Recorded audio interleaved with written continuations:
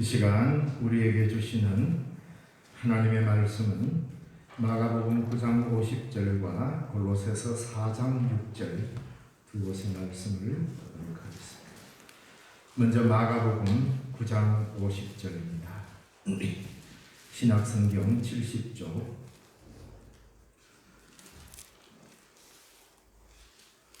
봉독해 드리겠습니다. 마가복음 9장 50절 말씀입니다. 소금은 좋은 것이로되 만일 소금이 그 맛을 잃으면 무엇으로 이를 짜게 하리요? 너희 속에 소금을 두고 서로 화목하라 하시니라. 아멘.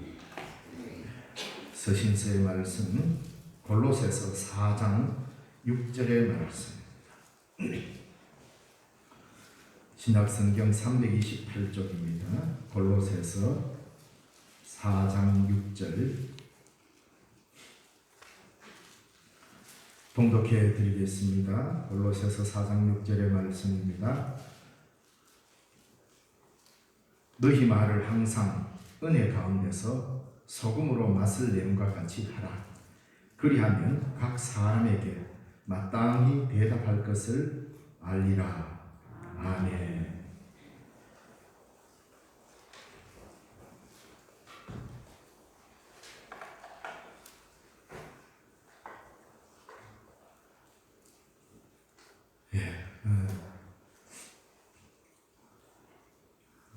시간이 지나가는데도 여러 상황이 우리를 어떻게 보면 좀 고단하게 만드는 것 같고, 코로나19로 인해서 일상이 바뀌어가고 있습니다.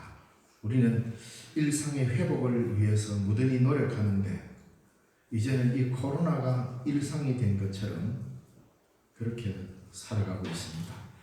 그래서 만날 때마다 이야기하면서 나누는 대화가 백신을 맞고 난 이후에 부작용의 이야기로 꽃을 피우고 백신의 부작용이 안부가 되는 이런 시대에 우리가 살고 있습니다.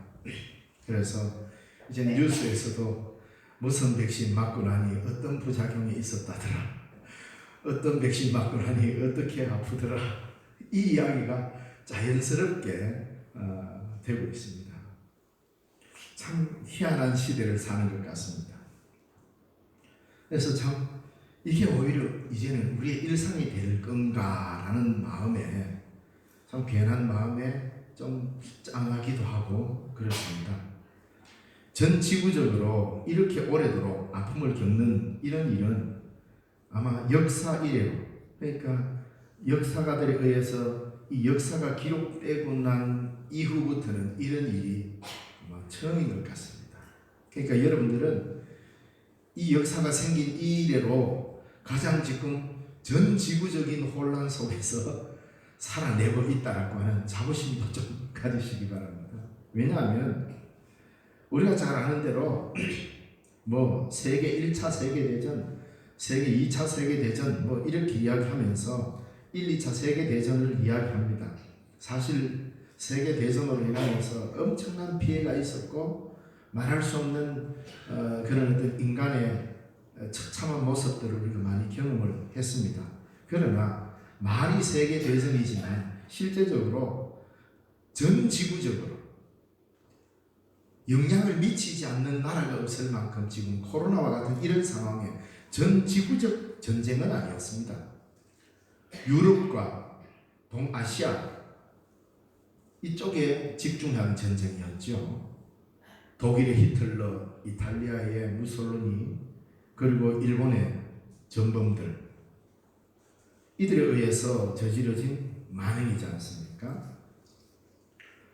그리고 이 지구상에서 현재로는 우리 인간이 가장 고등한 지적 존재입니다. 그런데 이 지구상에 가장 단순한 생물도 아니고 무생물도 아닌 그 경계상에 있는 이 비루스라고 하죠. 이 바이러스, 가장 낮은 생명의 단계라고 할 수 있는 바이러스가 가장 지적 존재이고 고등한 생명체인 인간을 이렇게 못 살게 구는 이런 일입니다. 참 아이러니합니다. 이것 때문에 가장 힘든 시간을 보낸다는 것, 여기서 우리가 뭘 얻을 수 있습니까? 우리가 인간이라고 잘났다고 모든 걸 할 수 있다고 우주를 정복할 수 있다고 하는 이런 자만심들을 산산이 부셔버립니다. 그래서 좀 겸손할 줄 알고 좀 자중할 줄 아는 인간된 삶을 살아라 라고 우리에게 이 바이러스가 마치 경고를 하는 것 같은 이런 시대에 우리가 살고 있습니다. 자, 그러면 이럴 때 어떻게 살아야 할 것인가? 공동체의 이 어려움을 이겨내고 공동체의 회복을 위해서 서로에 대한 존중과 배려로 교회가 다시 세워지는 역사가 있기를 바랄 뿐입니다. 전염병이 휘몰아치면 가장 먼저 파괴되는 것이 개인의 육체와 개인의 인격이 파괴되는 것은 물론이지만 전염병이 돌면 가장 먼저 공동체가 가장 치명적인 위기를 겪게 됩니다. 가족 공동체, 교회 공동체, 사람이 서로 모일 수 없는 이런 상황이 되어버리기 때문에 공동체가 가장 심각한 타격을 받게 되죠. 바로 이 연유에서 교회가 이 바이러스로 인하여서 많은 어려움을 겪는 것은 사실입니다. 그렇다고 길이 없는 것은 아닙니다. 하나님께서는 가장 어렵고 힘든 시기에도 우리를 다시 살리기 위해서 길을 내주셨듯이 바로 이런 어려운 상황에서도 우리는 서로에 대한 존중과 배려로 교회가 다시 세워지는 이런 역사를 만들어 가야 할 것입니다. 코로나가 번지지 않도록 하기 위해서 여러분들이 수고하는 그 수고로움, 이것이 지금은 모두를 섬기는 아주 귀한 일이라 이 말입니다. 그래서 오늘도 소금으로 빛으로라는 제목으로 세 번째의 말씀을 전할까 합니다. 첫 번째 소금으로 빛으로 마태복음의 말씀 가지고 전했고, 지난주도 동일한 제목으로 말씀을 전해서 빛의 삶이란, 빛이란 그것에 초점을 맞춰서 말씀을 전했습니다. 오늘은 소금으로 빛으로라는 제목으로 이 마가복음, 오늘 읽은 마가복음의 말씀과 골로새서 4장 6절의 말씀을 토대로 해서 우리가 하나님께서 우리에게 소금으로, 예수님 우리에게 소금으로 살아라 하는 소금의 의미를 다시 한번 되새기고 마무리하고자 합니다.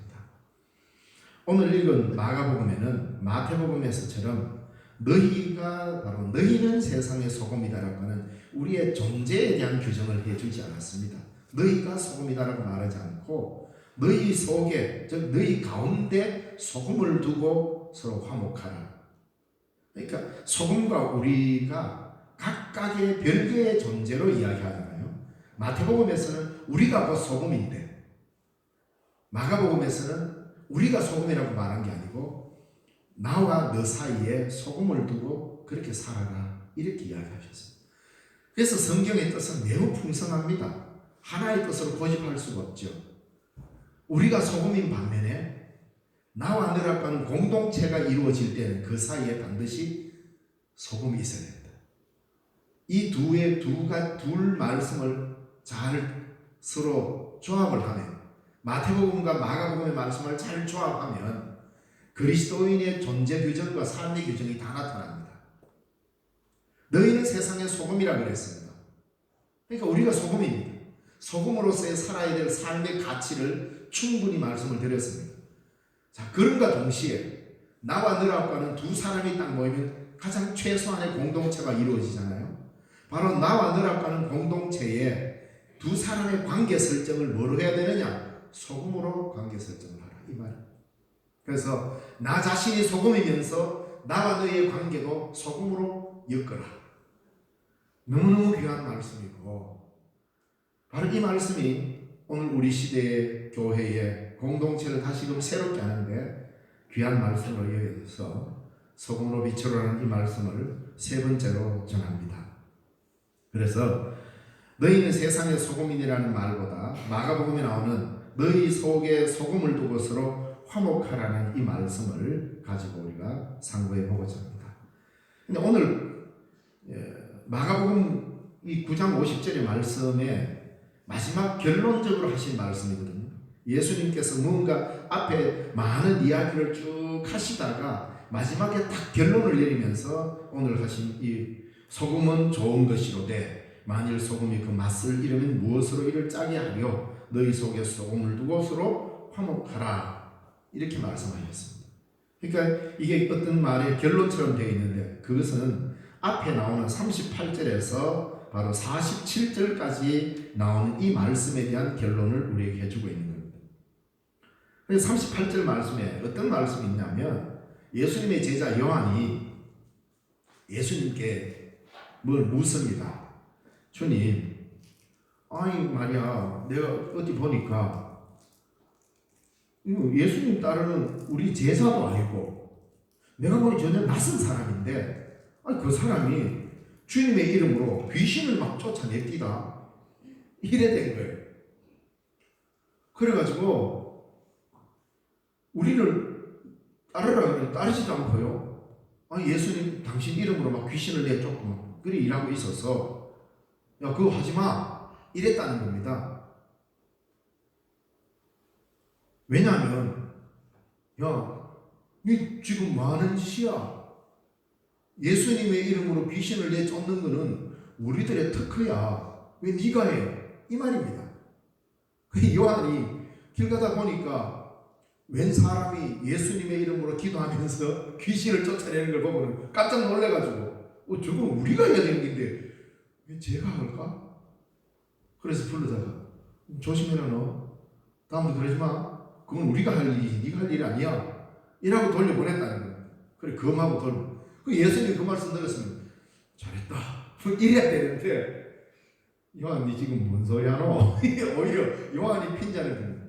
야 지금 당장 우리를 반대하지 않는 그 사람은 우리를 위하는 자다. 그래서 이야기를 쭉 풀어갑니다. 그렇게 해서 갈등이 생긴다는 겁니다. 우리 주님께서는 우리 그룹 안에 나와 똑같은 공동체라는 테두리 안에 들어오지 않지만 선한 일을 하고 내 이름으로 선한 일을 한다는 그 사람은 당장 그 사람 돌아서서 우리 배반할 사람 아니다. 그러니까 놔둬라.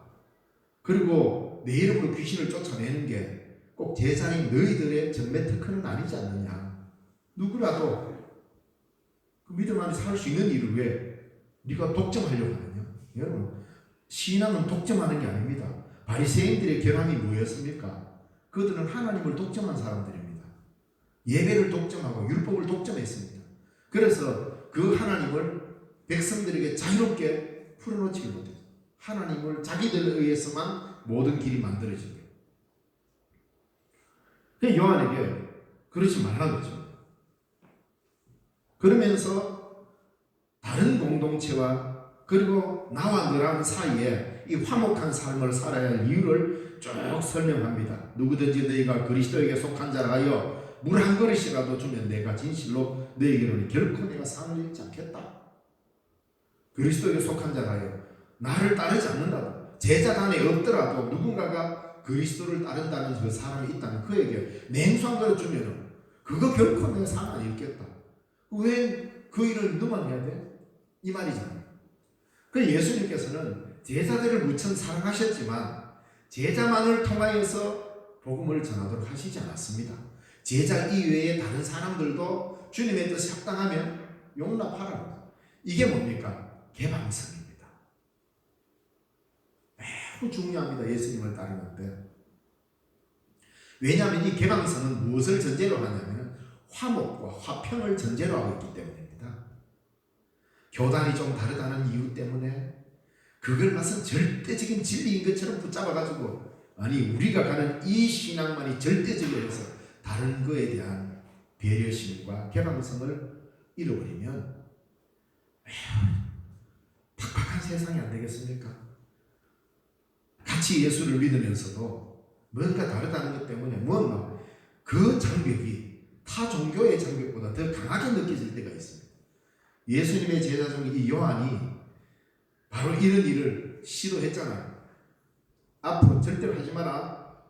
예수 이름으로 귀신 내쫓는 것은 우리의 특허인데 왜 우리 허락도 없이 네가 마음대로 하느냐 하고 앞으로 다시 하지 마라. 제자가 그렇게 강하게 딱 말하니까 이 사람은 그러면 우리는 하면 안 되는가 보다. 뭐 이런 생각 안 들겠습니까? 뭐 못하겠네. 이래 되는 순간 공동체와 공동체의 개방성으로 인한 화목은 깨지게 되어 있습니다. 그래서 예수님은 굉장히 격한 말씀을 합니다. 아마 예수님이 하신 말씀 중에 가장 강하고 격한 말을 오늘 이 본문 위에 나옵니다. 뭐라고 하냐면 누구든지 나를 믿는 이 작은 자 중 하나라도 실족케 하면 그냥 죽으라 소리가 아니고 연자 맷돌을 그 목에 메고 바다에 빠져 죽으라. 이것보다 더 심각한 말이 어디 있습니까?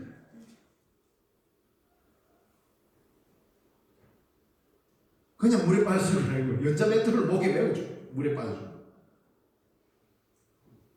이런 말을 하면 뭔가 막 전율이 안 생기니까 야 예수님의 입에서 어떻게 이런 지독한 말을 했을까? 또 내 손이 만일 범죄케 하거든 찍어내버려. 차라리 장애인으로 영생 들어가는 게 안 낫냐? 만일 내 발이 범죄케 하거든 찍어내버려. 내 눈이 너를 범죄하거든 빼뿌라. 얼마나 무서운 말을 합니까? 이 무시무시한 말들의 배경 속에는 나만 독점하려고 하는 이 독점의식을 가지고 상대를 정죄하거나 그들을 매몰차게 물리쳐버리는 화목이 결여된 삶, 얼마나 위험한 삶인지를 이야기하고 있습니다. 조금만 이해하면 받아들일 수 있는 일인데 그걸 매몰차게 딱 잘라버려. 그러기 전에 네 손부터 잘라 이 말이잖아. 그런 것이 딱 보고 정지의 눈길로 딱 눈을 딱 째리면 네 눈부터 빼라 이거 아닙니까? 그래서 예수님의 말씀을 지나간 하나의 어떤 이야기처럼 우화처럼 우리는 이래 읽게 되면 그래서 좋은 말씀만 찾다 보면 이 기독교 신앙의 역동성이 다 사라집니다. 늘 내한테 주는 좋은 말씀, 복 받으라는 말씀, 대대로 하나님의 복이 임할 것이라는 이런 말씀, 이런 말씀만 찾아서 성경성에 헤매니까 예수님이 우리에게 해주시는 궁극적인 우리를 살아있게 만드는 이런 말씀들에 감동을 별 못 받습니다. 그래서 빼버리라고. 이 말씀 만약에 연말돼가지고 성경 말씀 뽑기하고 뭐 이러는 교회 있던데 그것보다도 그냥 성경 아무데나 딱 들셔서 가장 첫 번째로 딱 눈에 들어오는 구절을 올해의 말씀으로 합시다. 그거 만약에 한다면 이렇게 딱 눈에 들어왔다. 여러분 받아들이겠습니까? 이건 내가 실수해서 잘못 듣겠어. 다시 한 번 더. 그러면서 우리는 뭘 찾겠습니까? 내 마음에 드는 좋은 구절을 안 찾겠습니까? 이게 얼마나 하나님의 말씀을 만홀히 여기는 겁니까? 그래서 우리는 예수님의 매우 단호한 이 말씀 끝에 소금을 두고서 화목하라. 이 말씀이 나왔다는 겁니다. 그 배경을 알아야 됩니다. 그래서 우리가 서로에 대한 이해, 나와 너라고 하는 사이에 소금을 두고 화해하는 것과 이 공동체와 이 공동체가 서로 화해하는 개방성을 갖추는 것은 그것이 이루어지지 않을 때에 그게 곧 지옥이라는 겁니다. 얼마나 위험한 일인지 우리는 이런 것들을 위험하게 생각하지 않습니다.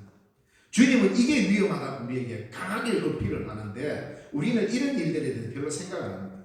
그래서 예배로 싸웁니다. 교회가 그런 경우 있잖아요. 이쪽에서 찬송하면 저쪽에서는 기도하고 이런 어려운 시절이 옛날에는 참 많았잖아요. 주님의 이런 준엄한 메시지를 들어야 합니다.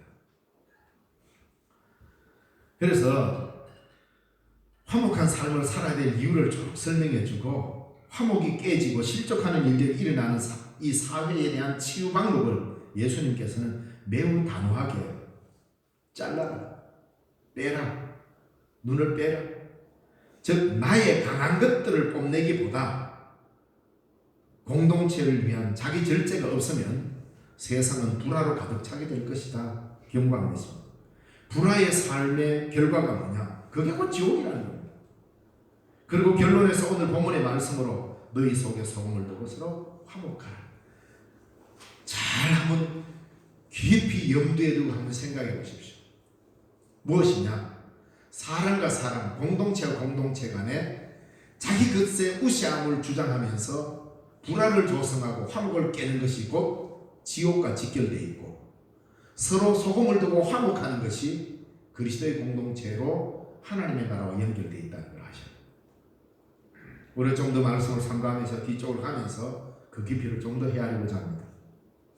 구약 성경에도 소금에 관한 많은 언급들이 있습니다. 이 소금은 인류의 삶에서 뗄 수 없는 가장 소중한 먹을 것 아닙니까? 설탕 없이는 우리가 1년도 버티고 살 수 있을 겁니다. 근데 소금 없으면 안 됩니다. 왜냐하면 우리 몸이 그래 되어 있는 것 같아요. 우리 몸이 신기하게도 밥만 먹어도 그 탄수화물을 간에서 분해해가지고 당분으로 만들고 지방으로 만들어내는 이 기관이 있습니다. 우리 몸은 하나님이 기가 막히게 만들어놨어요. 밀가루나 밥을 먹어도 그게 당으로 만들어냅니다. 우리는 인위적으로 어떻게 합니까? 쌀을 푹 삶아가지고 끓이면 단술되잖아요. 그 기능이 우리 몸 안에 있다는 말입니다. 그러니까 설탕을 안 먹어도 돼요. 근데 소금은 만들어내지 못합니다. 우리 몸에서 인위적으로 먹어줘요. 귀한 음식이죠. 그러다 보니까 인류의 삶과 이 소금은 뗄래야 뗄 수가 없습니다. 그래서 구약 성경에도 하나님께서는 이 소금에 대해서 매우 강조하고 있는데 그 예수님이 하시는 말씀과 거의 같이 하나님은 강조하고 있습니다. 하나님께 제물을 드릴 때 제물에 가할 수 있는 수단이 딱 두 가지가 있습니다. 첫째, 불입니다.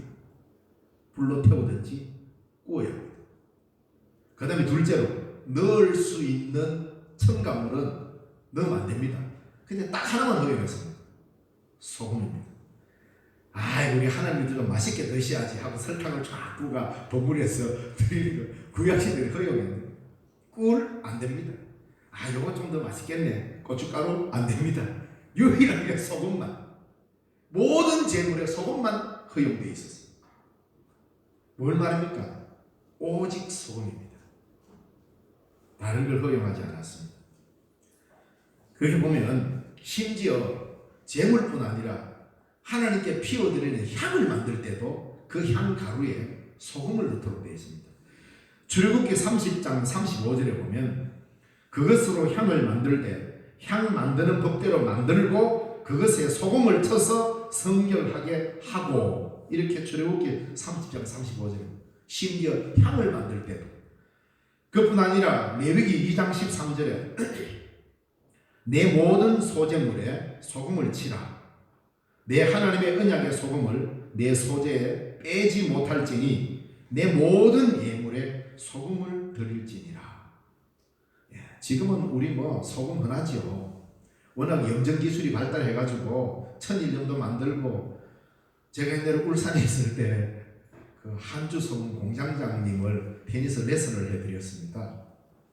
그래서 궁금하더라고요. 소금을 어떻게 만드는지. 그래서 소금을 가져와서 곱게 빻아가지고 그냥 파는지 물으니까 마코치 이야기 좀 알겠나? 한번 들어나 봅시다. 뜨거운 이야기를 하는데 아마 이해가 될 겁니다. 뜨거운 원통을 붉게 달군데요. 큰 도람탕 같은. 근데 그 속에 농약 칠 때 물을 분무하는 게 있잖아요. 쫙 분무하는 거. 이거를 집어넣어가지고 벌겋게 단 통 거기에다가 이 바닷물을 깨끗한 바닷물을 가져와서 꽉 분사를 하면 그 통에 습기는 날아가고 소금기만 막 달라붙는답니다. 그래서 그걸 탁 식히는 순간에 소금이 확 떨어진대요. 그걸 가지고 판다 이러면서 추석 때 설 때 되면 소금을 선물 받은 기억이 납니다. 이렇게 소금 만드는구나. 그래서 요즘은 소금을 인공적으로 잘 만들어내니까 이제 우리가 소금 없어가지고 허덕이질 않잖아요. 고대 사회에는 이 소금이 곧 사람의 생명과 직결되어 있기 때문에 매우 소중한 겁니다. 그래서 소금을 어떻게 잘 보관하느냐라는 것은 고대인들에게는 매우 심각한 일입니다. 비 맞아도 안 되고 습기 차서 녹아내려도 안 되니까 이걸 잘 보관해야 되거든요. 그래서 고대에 모든 제물에 소금을 쳐야 되니까 이 소금이 없는 집에는 얼마나 힘겹고 아깝겠습니까? 그런데 하나님은 이 소금을 다 제물에 치도록 제사 규정에 만들어 놨습니다. 그래서 모든 예물에 소금을 드릴지니라. 그러니까 하나님께 드리는 제사의 서일, 향에 소금을 쳐야 하고, 또 소제물로 곡식으로 제물을 드릴 때 반드시 소금을 쳐야 했습니다. 소금을 친 제물은 그 제물을 하나님이 받으시고 제사를 드리는 사람과 화해가 이루어집니다. 이처럼 제물과 소금은 제사에 있어서 없어서 안 될 매우 소중한 것이었습니다. 그래서 구약에는 우리는 제물 그러면 단지 양이나 염소, 비둘기 여기에 굉장히 중요한 것을 이야기를 하는데, 실제로는 그것도 중요하지만 그것과 똑같이 중요한 게 뭐냐? 소금이 반드시 필요하다는 겁니다. 하나님께 드리는 제사 중에. 그래서 우리도 마찬가지입니다. 그래서 그 말씀을 준비하면서 하나님도 소금 안 찍어서는 못 드시구나 이런 조금 우스운 이야기 같지만, 그게 욥기서에 보면요 이런 말이 나옵니다. 너희가 계란을 소금에 찍지 않고 먹을 수 있겠느냐? 이 말이 나옵니다. 계란 흰자에 소금을 찍지 않고 먹을 수 있겠느냐? 계란을 먹을 때 희한하지 않습니까? 다른 게 필요 없습니다. 소금 하나 딱 찍으면 그 팍팍한 계란이 넘어가요. 그래서 소금을 찍어서 삶은 계란을 먹어야 넘어가고 체하지도 않고. 그게 오늘 우리만 그런 게 아니라 이미 성경의 욥기에 기록이 되어 있습니다. 그만큼 소금이라는 것이 인간의 삶에서 가장 기본이면서도 가장 고차원적인 삶을 이루도록 이 소금이 자리 잡고 있다 이 말입니다. 그래서 하나님께서도 모든 제물에 소금을 쳐야 된다.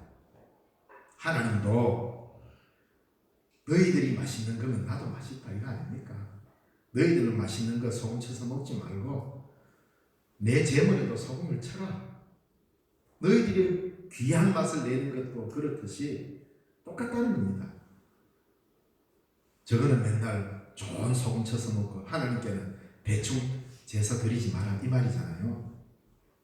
소금이 들어가지 않는 음식은 그 음식을 먹는 사람과 음식과 나와 화해가 될 수 없습니다. 맛이 없어. 간이 안 맞아. 음식의 제일 중요한 것은 감칠맛 이전에 간이 맞아야 됩니다. 제가 누누이 말씀드렸죠. 떡은 단맛이 아니라 간이 맞아야 된다고. 마찬가지입니다. 내가 이 음식을 맛있게 먹는다는 것은 이 음식과 화해했다는 뜻입니다. 그러려면 이 음식은 간이 맞아야 됩니다. 소금이 들어가야 된단 말입니다. 이 음식과 나와의 화해 사이에도 소금이 들어가야 됩니다.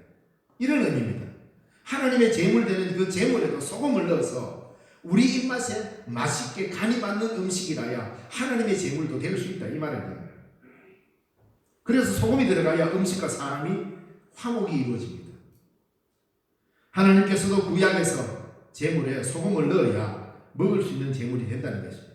먹지 못하는 음식은 사실 음식이 아니잖아요. 먹어도 맛이 없어. 그러면 나와 화해가 이루어지지 않는 음식입니다. 거룩한 제물이란 하나님이 받으시는 제물입니다. 내가 보기 아무리 비싸고 멋있어 보여도 하나님이 받지 않으면 그건 거룩한 예물이 될 수 없습니다. 그래서 하나님이 받으시기 합당하도록 예물의 법을 지키라고 하나님께서 법으로 규정해 주셨습니다. 출애굽기와 레위기에서 그 법으로 딱 정해놨습니다. 그래서 반드시 소금을 쳐야 합니다. 소금으로 맛을 내야 맛있게 먹듯이 제사도 오늘날 우리가 드리는 예배도 하나님이 드시기에 맛있는 제사와 예배가 되어야 되는데 그게 바로 화목입니다. 소금의 역할입니다. 구약시대 때 하나님께 제사를 드립니다. 드릴 때 뭐라고 표현되어 있냐면 하나님이 받으시기에 향기로운 제물이 되었더라. 법칙대로 잘 준수해서 드린 예물을 우리 하나님은 받으시고 그것을 향기로운 예물이 되었다라고 하나님이 받으셨다. 그 말은 뭡니까? 우리 하나님이 맛있게 드셨다 이 말이잖아요. 그러면 오늘 우리의 이 예배도 하나님 앞에 드리는 맛있는 예배가 되려면 맛을 내야 되잖아요. 그러기 위해서 뭘 필요합니까? 그러기 위해서 우리는 화목이 필요하다.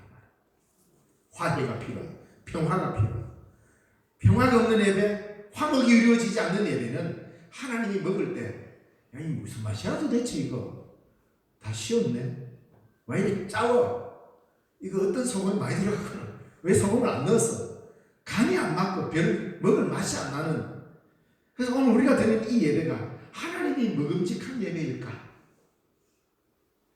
그 간을 맞춰야 되는데 그게 여러분 나와 너 사이에 소금을 두고 화목하는 겁니다. 주일만 되면 저 사람 보기 있어도 교회 가기 싫은데 이래 되는 거니까 심각한 중병 아니겠어요? 서로 만나고 재미있는 이야기 나누고 그러기 위해서 오면 얼마나 좋습니다. 당회실에 앉아서 예배를 준비하고 설교 본문을 여러 번 반복해서 읽으면서 이렇게 줄 거면 앞에서 지금은 이제 열 체크하지만 안내하는 데서 여러분들이 들어오면서 막 인사하고 잘 계셨냐고 막 그걸 들으면 굉장히 기분이 좋습니다. 우리 아버지께서도 이런 활기차고 서로 환영해주고 환대해주는 이 예배에 들어가기 전에 이 환대와 화해와 기쁘게 서로 맞이해주는 이게 얼마나 하나님 보시기에도 기뻐할까 그런 생각을 하게 됐습니다. 예배 드리기 전에 전제 조건이 바로 그겁니다. 니가 왜 왔노? 이러면 여러분 예배 드릴 기분 나겠습니까? 아니 시간이 예배 드릴 게 없나고 뒤돌아서 가면 어떡할 겁니까? 안 그래? 서로 만났을 때 일주일 만에 보는데 얼마나 반갑습니까? 뭐 누가 그럽디다 사랑하고 있을 때는 보고 있는데도 계속 더 보고 싶다고. 뭐 연애해 보신 분들은 알겠죠. 보고 있는데도 계속 보고 싶다고. 교인과의 관계가 그렇게 화해한 화목된 분위기가 하나님 오실 때 가장 거룩한 모습이다 이 말입니다. 뭐 어깨 힘주고 목 착 깔고 이게 거룩이 아니라 서로가 화해된 상태, 서로가 화목된 상태가 우리 주님 보시기에 가장 아름답고 거룩한 모습입니다. 바로 그렇게 예배를 드리라 이 말이죠. 자, 예수님께서는 바로 이 말을 이렇게 했었습니다. 마태복음 5장 23절과 24절에 그러므로 예물을 제단에 드리려다가 거기서 내 형제들에게 원망을 들을 만한 일이 있거든 그 일이 생각나거든 예물을 제단 앞에 두고 먼저 가서 형제와 화목하고 그 후에 와서 예물을 드리라. 왜 소금을 두고 화목하라 그러고 구약의 제사에서 왜 소금을 쳐야 하고 나와 너 사이에 왜 소금을 두어야 하는지 그 이유를 장황하게 설명했습니다만 딱 하나입니다. 나와 너의 화해가 없는 예배는 하나님이 먹기 싫은 음식이다 이 말입니다. 저는 종손이라서 저희 어머니는 이미 저를 낳을 때부터 예수 믿었지만 뭐 교회도 없는 산골에서 1년에 제사를 수없이 드리는데 저희 집이 이런 말 하기 참 부끄럽습니다만은 제사 드리다가 망했습니다. 없는 살림에 아니 평소에는 먹다가는 제사는 얼마나 거하게 차리는지 생전에 구경도 못하는 조기는 항상 올라와야 되고 돈베기는 항상 올라와야 되고 시골에서는 그거 사고 가는 게 얼마나 힘듭니까? 가창으로 꼴짝해서 맨날 아버지가 하루 전날 장보러 갔다가 뭐 오시면은 아마 그걸 지금은 제가 어른이 되고 보니까 야 그걸 숙명으로 알고 마지가 그걸 할 때는 빚을 내서 안 했겠나. 제가 만약 예수 안 믿었으면 저도 그랬을 것 같아요. 그래가 뭐 몸을 재피고 이래서 제사 지내는 것을 왜 안 지내면 또 친척들한테 또 뭐렇게 하잖아요. 그래서 1년에 11번의 제사를 드립니다. 명절하고 해가. 그러니까 엄청나게 그래서 그때 근데 철 모르는 저는 이제 와서 생각하니까 조금 미안하긴 한데 제사가 많았으면 좋겠다고 속으로 얼마나 바랬는지 모릅니다. 그때 아니면 맛있는 거 먹을 수가 없으니까. 근데 그게 그 제사 드릴 때 맛있게 그 드릴 때 정성을 다해서 제물을 마련하잖아요. 지금 가만히 생각해 보니까 그때도 저희 아버지가 제일 신경 쓰는 게 제사 음식의 간입니다. 일단 아버지가 모든 음식의 간을 봅니다. 만들기는 어머니가 만들고 뭐 작은 어머니도 오시고 때로는 하는데 간을 봐요. 그래서 제 아버지가 문어를 아주 예쁘게 이렇게 씁니다. 마치만 매화꽃도 만들고 그러더라고요. 어떻게 저 투박한 손으로 저걸 쓸까 했는데 제가 장식을 딱.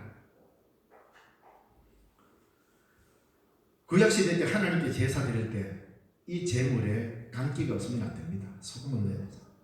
오늘 우리가 저와 여러분이 드리는 이 예배에 가장 소중한 것도 하나님이 받으심직한 간기가 있어야 됩니다. 짭조름해야 된단 말이에요. 먹을만 해야 돼요. 그 아름다운 맛, 먹음직한 맛이 하나님은 성도 간의 화목으로 보고 있습니다. 그렇지 않으면 하나님이 연락할 수 있는 예배가 안 된다는 겁니다. 그래서 예수님께서 산상보훈의 마태복음 5장에서 굉장히 강하게 이야기했습니다. 예배를 드리러 왔다가 실제로 여기 왔다가도 제물을 갖고 왔는데 야 형제와 원망 들을 만한 일을 내가 저질렀다든지 다투었다면 그 당장 놔두고 빨리 뛰어가서 화해하고 와라. 그래야 그 예물이 하나님이 받으시기에 맛있는 예물이 됩니다. 우리의 삶이 하나님의 뜻대로 살아간다는 거 여러분 거창한 종교적 구호가 아닙니다. 우리가 몰라서 못 사는 게 아닙니다. 중요한 것은 그 삶의 결단을 할 수 없는 나의 나태함 때문에 하나님의 뜻을 자꾸 뒤로 미루는 거 아니겠어요? 구약시대의 제사에 소금을 넣는 것 이유가 바로 그거였습니다. 하나님과의 화목과 사람과의 화목이 이루어지는 행위가 바로 제사요 오늘 우리의 예배가 되는 것입니다. 구약의 제사와 오늘날 우리의 예배의 중심이 되는 말이 바로 화목입니다. 소금을 두고 화목하라. 이거를 어떤 주석가는 이렇게 말합니다. 포기할 수 있는 능력을 발휘하라. 헬라어를 그렇게 해석했습니다. 소금을 두고 화목하라. 포기할 수 있는 능력을 발휘하라. 가슴에 한 대 탁 얻어맞은 것 같았습니다. 역시 위대한 신학자들은 성경을 이렇게 보는구나. 소금을 두고 화목하라. 포기할 수 있는 능력. 이게 예배 드리는 데 있어서 가장 귀한 능력입니다. 포기할 수 있는 능력을 발휘하라. 뭡니까? 예수님은 이걸 어떻게 표현했습니까? 너를 실족해 하면 잘라라. 빼라. 좀 과격하게 말씀하셨죠. 화목은 바로 이런 섬김을 통하여서 입증이 된다는 것입니다. 소금이 그 맛을 잃으면 짜게 할 수 없듯이 그리스도인이 화목의 맛을 잃으면 세상을 만나게 할 수 없다는 것입니다. 이 화목은 즉 평화라는 것은 우리 가운데 소금이 있을 때만 가능합니다. 예수님께서는 공동체의 평화, 교회의 평화를 매우 귀하게 보십니다. 그래서 오늘 읽은 본문 골로새서 4장 6절의 말씀을 보면 너희 말을 항상 은혜 가운데서 소금으로 맛을 냄과 같이 하라. 이렇게 말했습니다. 그리하면 각 사람에게 마땅히 대답할 것을 알리라. 즉 말할 때도 친절하고 분별력이 넘치도록 힘써야 합니다. 그러면 어느 누구에게든지 적절한 대답을 할 수 있을 것입니다. 말도 함부로 하지 말라는 말입니다. 공동체의 깨어짐은 친절하지 않는 말들과 분별력 없는 말들로 인해서 생기게 된다는 것입니다. 참 귀한 표현입니다. 너희 말을 항상 은혜 가운데서 소금으로 맛을 냄과 같이 하라. 골로새 교회를 향한 편지에서 하나님이 이렇게 전해주었습니다. 요리의 소금은 너무 아껴도 맛을 낼 수 없잖아요. 반대로 막 삽으로 푹푹 퍼넣는다고 해서 좋은 맛 내는 것도 아닙니다. 소금으로 음식 맛을 낼 때는 어떻게 합니까? 조금씩 신중하게 넣습니다. 딱 먹어보고 싱겁네 하면서 막 큰 주걱으로 퍼가 그냥 안 넣잖아요. 적절하게 조금 넣어보고 또 맛을 보고 조금 넣어보고 맛을. 이게 뭡니까? 음식의 맛을 내기 위해서 그렇게 하는 행동을 골로새 교회를 향하여 한 말은 뭡니까? 은혜 가운데, 즉 친절하게 조심해서 이 말입니다.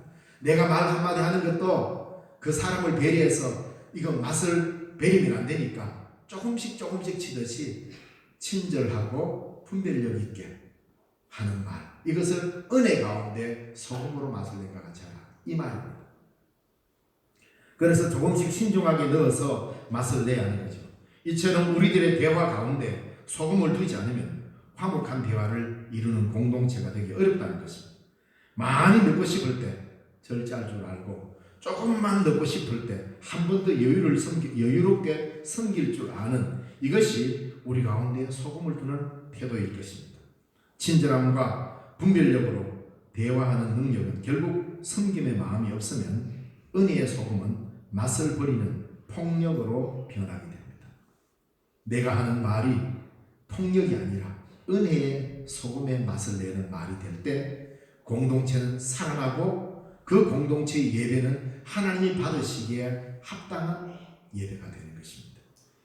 우리들 가운데 소금을 더 맛있는 그리스도의 은혜의 찌개를 끓이는 공동체가 되어야 됩니다. 과하지 않게, 모자라지도 않게 서로가 조금씩 배려하고 양보해서 맛깔나는 은혜의 요리를 해서 하나님께 영광을 돌리는 공동체가 되어야 되지 않겠습니까? 우리들의 공동체인 신령중앙교회가 여러분이 있음으로 인해서 짭조름한 맛을 내는 공동체가 된다면 이것이 바로 하나님께서 받으시기에 합당한 제물로서의 아름다운 교회일 것입니다.